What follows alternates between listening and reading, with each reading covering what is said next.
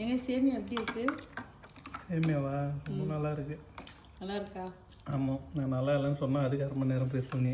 சொல்லுங்க, எதனா ஒரு ஸ்டோரி சொல்வீங்களே அதுக்கு. ஆமாம், அதுக்கு தான் இப்போ ஒரு ஸ்டோரி ஒன்று சொல்கிறேன் பாரு. ஸ்டோரி இல்லை, இது நடந்ததுன்னு தான், நடந்ததுன்னே எடுத்துக்கலாம்.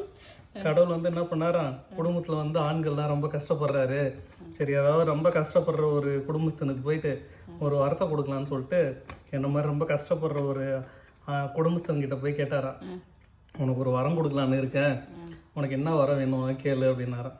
அதுக்கு அவர் சொன்னாராம், நான் அடிக்கடி அமெரிக்கா போயிட்டு வரேன், பிஸ்னஸ் வந்து ரொம்ப லாஸில் இருக்குது, என்னால் ஃப்ளைட் டிக்கெட் போட்டுன்னு போக முடியல, ஒரு ரோடு மட்டும் போட்டு கொடுத்தீங்கன்னா நல்லாயிருக்கும் அப்படின்னு கடவுள்கிட்ட கேட்டாராம்.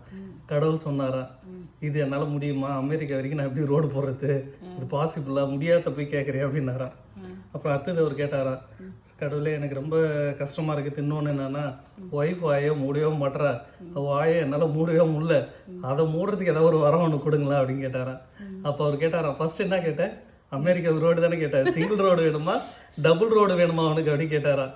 அப்போ அவருக்கு கேட்டாரா குடும்பத்தன், என்ன கடவுளே ரோடே போட முடியாது சொன்னீங்க, இப்போ பார்த்தா டபுள் ரோடுன்னு கேட்குறீங்கன்னு, நீ ஃபர்ஸ்ட் கேட்டல அது கூட என்னால் முடியும், செகண்ட் கேட்டது எவனாலையும் முடியாதுன்னாரா. அப்போ அவர் கேட்டாரா, கடவுள் வந்து இதான் மனைவி கொடுப்பதெல்லாம் கடவுள் கொடுத்த வரன்னு சொல்லுவாங்களே, அப்போ இதுனா உண்மையானு, அது கடவுள் சொல்லுவாரா, மனைவி கொடுப்பதான் கடவுளோட வரம், ஆனால் கடவுளுக்கே கிடைக்காத வரேன்னானா மனைவியோட வாயை மூடவே முடியாது, யாராலும் கடவுளாலே முடியாது, கடவுளால் கூட முடியாது ஒய்ஃபோட வாயை மூடுறதுக்கு.